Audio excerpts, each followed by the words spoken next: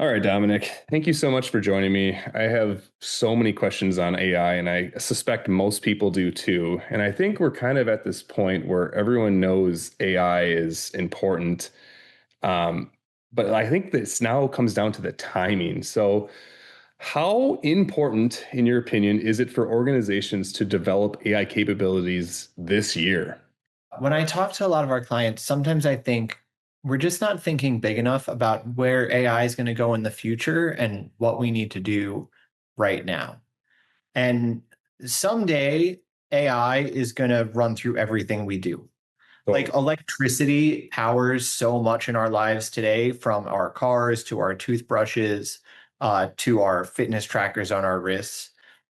Eventually, AI is going to flow through everything we do.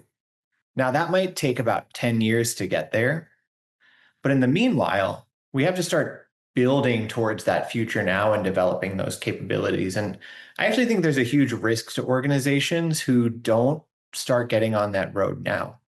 And the biggest reason is that we're going to see disruption with AI, and a lot of organizations are thinking about just enhancing efficiency and what AI can do to accelerate their processes. But if we're only focused on efficiencies, we're not going to compete with the companies that come along and do our work fundamentally differently than we do it today. And as that happens, our customer expectations are going to rise across the industry. And so we don't just need to use AI to make our business more efficient, but to elevate the products and services that we deliver to our customers. And so I think AI is so important because we're going to see uh, a lot of this adoption truly transform our industries. And if you're not taking steps now to develop AI capabilities, you might wake up one day, 2 or 3 years from now, and realize it's too late. Absolutely. I feel like I was just at the gym this morning and I saw someone was working out in sandals. And I thought to myself, like, it kind of reminds me of a lot of people that, oh, yeah, AI, like it's there, but they're not really prepared. They're showing up, but they're not like actually serious about it. And I think there is a timing point. Like, we are in a very pivotal period of this AI revolution, and people need to get their shit together, basically. So you touched on this earlier, and when you're talking with clients, and I know you see probably close to 100 clients a year, and you advise them on their AI readiness. But what's the biggest thing in your experience that are limiting customers from their AI readiness? Yeah, we've invested so much in our data platforms over the last 2 decades. But the reality is that we built those for a different form of insights and acceleration. A lot of those data platforms were really designed to use structured data very effectively, with data catalogs and data governance for rows and columns, and metadata really built for that. And all of that is great for driving predictive machine learning or predictive analytics or descriptive analytics. And we used to frame analytics maturity in that way. But AI is different because of the way it uses knowledge. So think about this. People say that AI is as smart as a college graduate. So imagine that in your business, you hired a new intern, and that intern showed up on the first day of work and said, "What can I do?" What kind of information would that intern need to be successful? That's a much bigger than the universe of structured data that you would put in rows and columns in a table. The intern needs a lot of information about your business, and that's spread across your knowledge bases and your network drives and maybe SharePoint or Google Drive or whatever you use to organize information. And all of that information is not there in our data platforms. We don't have good uh, curated access to enterprise information and all the knowledge that people actually use to use their jobs. That's standard operating procedures and uh, all sorts of processes, guidelines that you use to help understand the right way to do your job. So most organizations are held back because they don't have a structured, well managed way to index enterprise knowledge that's going to drive AI and help it be productive. Awesome. So I guess Next question is like, what do enterprises need to evolve to the next level, basically, with their AI readiness? They need to build common interfaces for AI agents to interact with their enterprise. And so that means that all of their enterprise knowledge needs to be integrated into a common platform. They need to start developing functions to curate that data and label it and help understand which agents should get access to what. Just like you'd go through and say, oh, the HR department has its information and the marketing department has its other information. You need to organize that in a way so that AI agents or machines can understand that information so that when they show up on the first day of work, they can get to work and be effective. You got to realize a lot of people are focusing on the prompt engineering and the RAG or retrieval augmented generation and all these things to build out specific use cases. And they're sort of starting, if you think about it as a house with a bunch of appliances in it, like if AI is the new electricity, electricity is going to drive, the blender and the microwave and the lamp in your bedroom. And those are all these different things that are basically prompts. And everyone's focused up like on the second floor on the color of the lampshades. Hmm. But what's actually missing is the whole electric grid underneath. And that electric grid is the way that information flows around not just your house, but the entire neighborhood or city. And all of those data pipelines are not connected right now. They're not plugging that AI directly into SharePoint or Google Drive. And it's missing out on that core context. And so only by building these pipelines that connect that data together will organizations be able to drive forward. And that is the AI data platform. Absolutely. I think of like a skyscraper, for example. Like everyone wants to build, or not everyone, but building a skyscraper is the finished project. You drive by and you see, like, wow, that's an impressive building. But when it's being built, there's a giant hole. And, they can dig a hole and there's got to be a really solid foundation to support that massive structure. And I think a lot of, one, that's not very sexy, a hole with a foundation. But at the same time, that's one of the most critical pieces to building this skyscraper. So I feel like kind of what you've been saying is a lot of organizations are like they don't have that foundation or the hole dug yet. They want the skyscraper, but to get to that skyscraper, they gotta build a very solid foundation and Yeah. And it's not just a foundation. There's so many components of that. Think there's uh, the electrical and plumbing that brings water and electricity into the skyscraper. And you can think of that maybe as bringing unstructured data and structured data into your building and all the infrastructure you need. And you need a like dedicated time to think about that. Unstructured data, if you think about that as the water that flows through, is wildly underserved.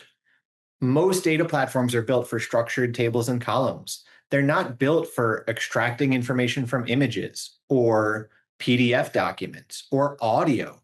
What if you wanted to take this clip itself and pull out the transcript and then have an AI agent think about it and make decisions? You probably don't have those capabilities in your data platform today in a very consistent and repeatable way. But then you also need to think about, well, how are people reacting to my AI? I actually need another system to capture feedback and understand whether it's performing or not. Well, that's the drain system in your skyscraper, right? Like you need to actually take the water back and process that for reuse.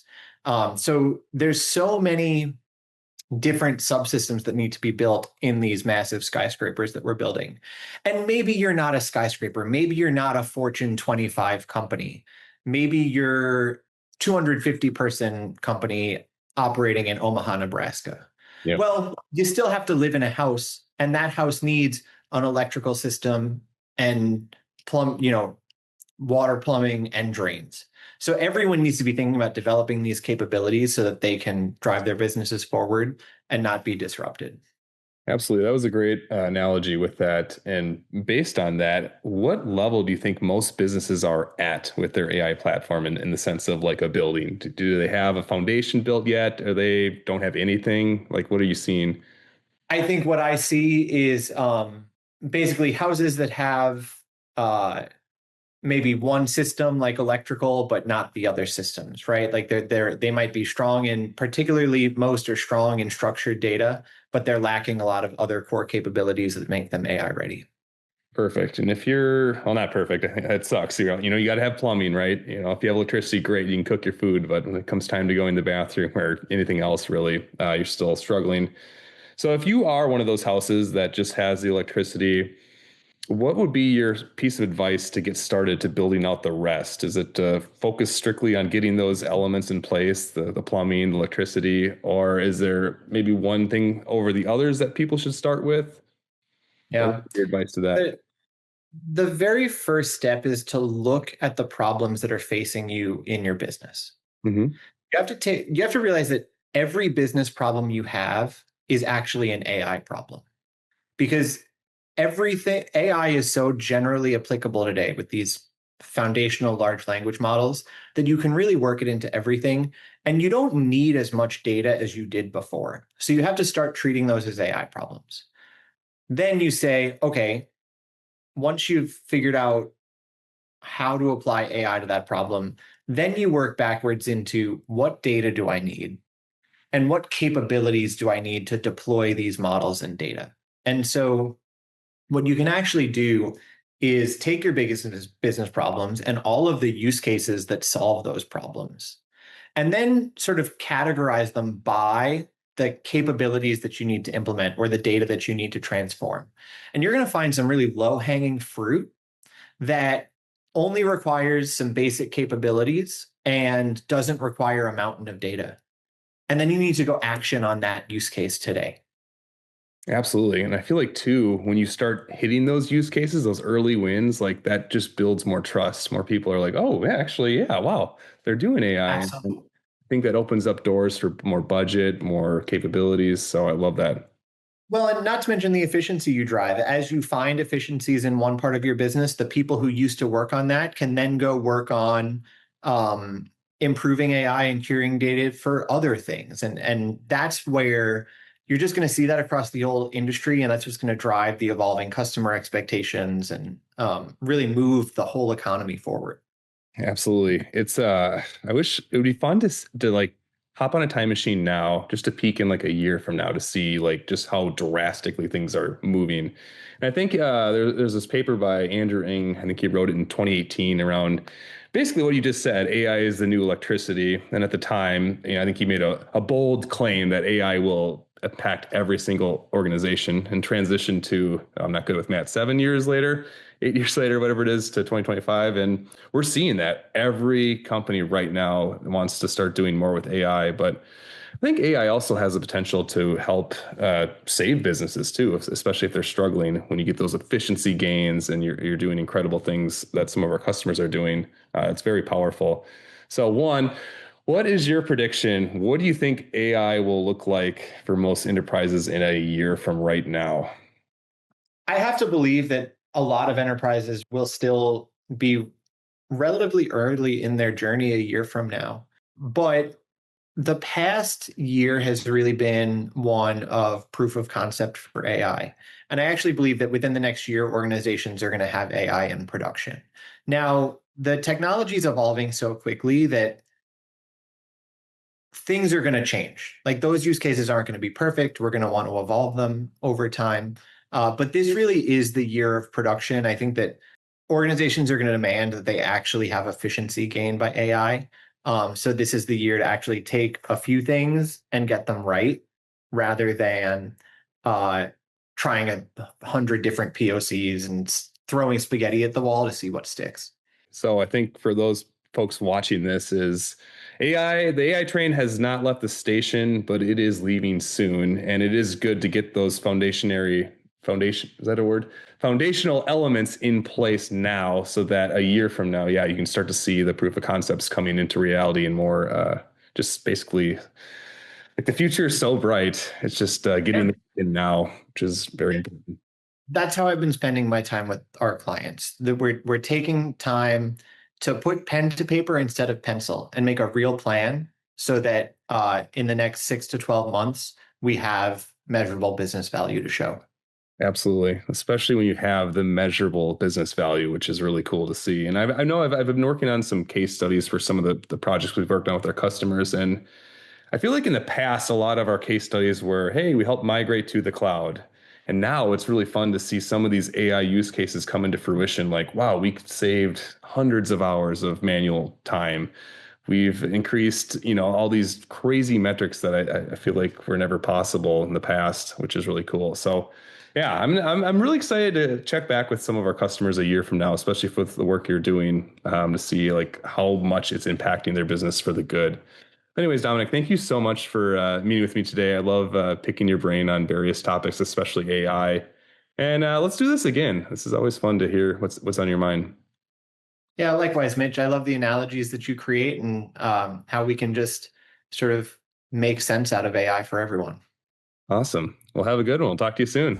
Thanks.